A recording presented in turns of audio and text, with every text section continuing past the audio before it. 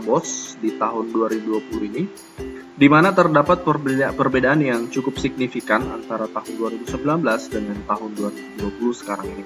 Ya, slide ini adalah slide yang disampaikan pada rapat koordinasi kebijakan BOS tahun 2020 pada tanggal 28 Januari 2020 oleh Kemdikbud, Kementerian Pendidikan dan Kebudayaan. Oke, langsung saja kita bahas satu persatu. Apa saja sih perbedaan antara 2019 dan 2020? Sebelum lanjut, mari berteman di channel ini dengan cara tekan tombol subscribe-nya agar Anda tidak ketinggalan video-video terbaru dari kami yang insya Allah sangat bermanfaat untuk dunia pendidikan, khususnya untuk rekan-rekan guru Indonesia. Oke, yang pertama adalah pokok-pokok kebijakan BOS 2020. Nah, di sini ada perbedaan yang sangat mencolok ya dari sisi penyaluran. Di tahun 2019 itu penyaluran dana BOS itu harus melalui provinsi dulu. Nah, ternyata di tahun 2020 sekarang ini lebih sederhana, di mana dana BOS itu langsung disalurkan ke rekening sekolah tanpa melalui RKUD provinsi. Nah, perbedaan yang kedua yaitu di tahun 2019 itu penetapan SK sekolah penerima itu ditentukan atau ditetapkan oleh provinsi. Di tahun 2020, Mendikbudlah yang punya wewenang untuk menetapkannya. Perbedaan yang ketiga, di tahun 2019, cut-off itu sebanyak 2 kali, yaitu 31 Januari dan 31 Oktober. Sementara di tahun ini, 2020, itu hanya 1 kali cut-off-nya, yaitu pada tanggal 31 Agustus tahun sebelumnya. Nah, di perbedaan yang keempat ini, perubahan yang keempat ini sangat tampil beda ya dibanding 2019. Karena di tahun 2019 itu penyalurannya kan sebanyak 4 kali, yaitu di Januari, April, termin 2, termin 3 Juli, dan termin 4 Oktober. Sementara di tahun ini, tahun 2020 itu sebanyak 3 tahap, yaitu Januari, Mei, dan September. Jadi sangat berbeda dengan tahun 2019 yang lalu dari sisi penyaluran sekali lagi. Selanjutnya, ya, begitupun dengan sisi harga satuan itu sangat berbeda dengan antara tahun 2019 dengan tahun 2020, Bapak Ibu. Di tahun 2019 SD itu per siswa satuannya 800.000.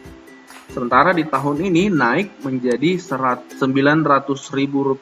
Ya, jadi ada kenaikan Rp100.000. Begitupun dengan SMP yang 2019 itu 1 juta per siswa, itu naik menjadi 1.100.000 per siswa. Jadi kalau di tahun 2019 siswa SMP misalnya 200 orang, itu dana BOS-nya total 200 juta. Sementara di tahun 2020 ini, kalau siswanya 200, maka yang diterima adalah 220 juta ya. Ya, 220 juta. Selanjutnya, untuk SMA juga mengalami kenaikan 100.000 juga, dari 1.400.000 menjadi 1.500.000. Ya. Khusus untuk SMK dan SLB itu tetap, jadi tidak mengalami perubahan. Tetap sejumlah 1.600.000 untuk SMK dan SLB 2 juta rupiah, seperti itu. Ya, dari sisi harga satuan juga memang ada perubahan yang signifikan. Nah, selanjutnya dari segi penggunaan juga ada perubahan yang cukup nampak ya. Jadi untuk pembayaran guru honor pada tahun 2019 itu kan maksimal 15% untuk sekolah negeri dan swasta maksimalnya 30%. Nah, di tahun 2020 untuk guru honor dan tenaga kependidikan pada sekolah negeri dan guru pada sekolah yayasan itu naik menjadi maksimal 50%. Jadi ada peningkatan ya, ada peningkatan yang cukup signifikan. Ini kabar gembira untuk teman-teman honorer sekolah karena alokasi atau porsi dana BOS yang bisa digunakan untuk pembayaran honor guru itu meningkat dari 15% menjadi 50%. Nah, begitupun ada perubahan dari sisi persyaratan yang mana dikategorikan guru honorer. Untuk 2019 itu yang guru honorer itu yaitu memiliki kualifikasi akademik S1 atau D4 dan mendapat penugasan dari Pemda. Sementara untuk kategori persyaratan guru honor atau guru tetap yayasan di tahun 2020 itu pertama tercatat di Dapodik per 31 Desember 2019. Kemudian memiliki NUPTK, kemudian tidak atau belum menerima tunjangan profesi guru.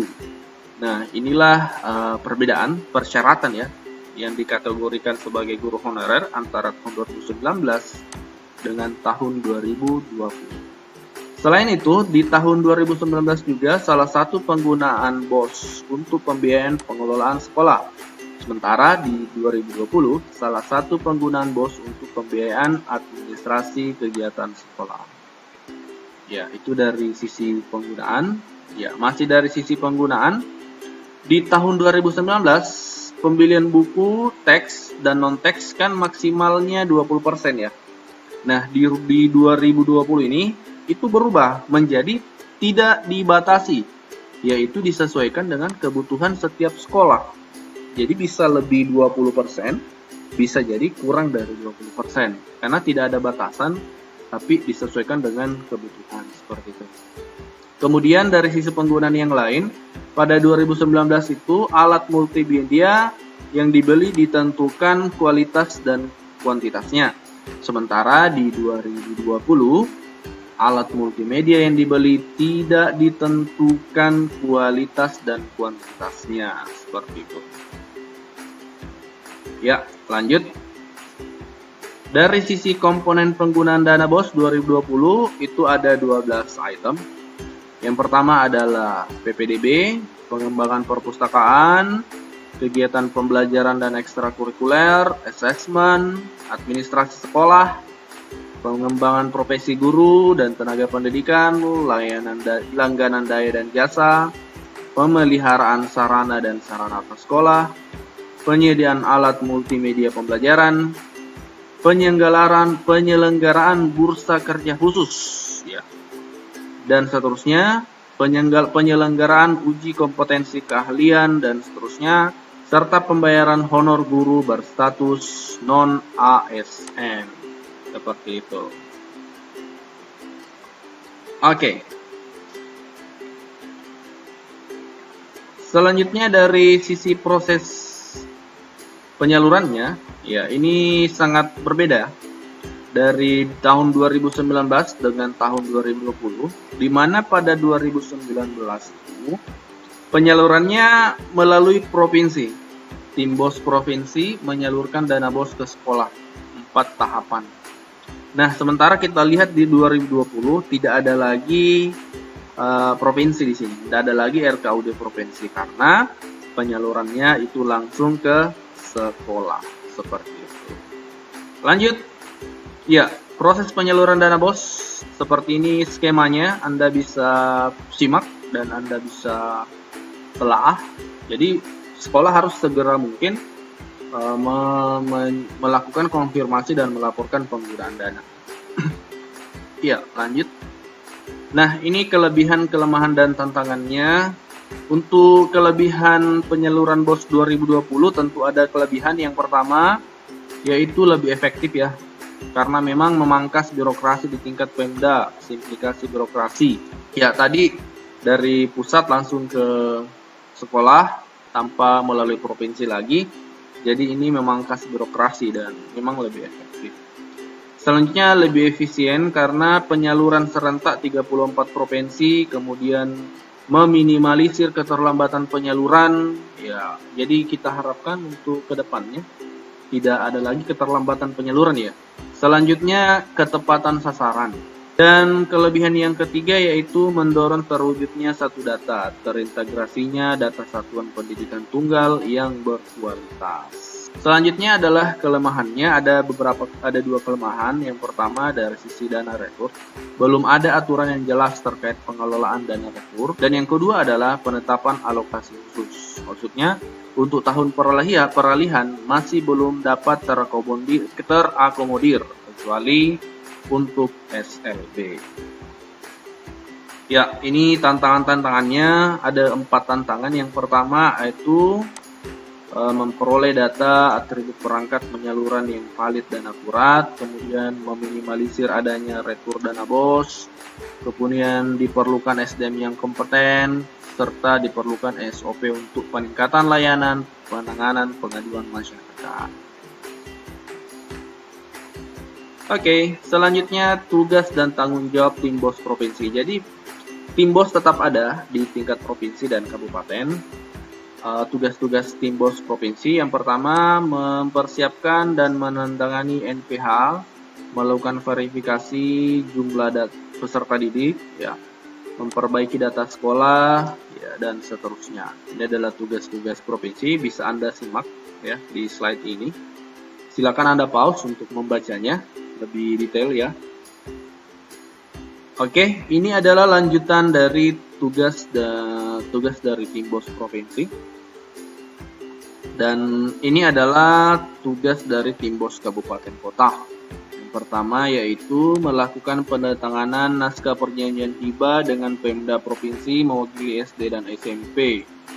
Ya, dan seterusnya dan seterusnya.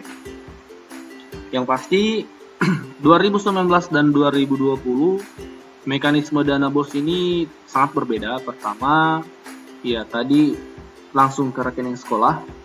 Dengan demikian, semoga ke depan tidak ada lagi keterlambatan ya. Artinya bisa diminimalisir keterlambatan penyaluran dana BOS itu. Dan yang kedua, perbedaan yang paling mencolok juga ini pro honorer ya. Karena yang tadinya hanya 15% atau 30% dinaikkan menjadi 50% dari penggunaan dana BOS itu.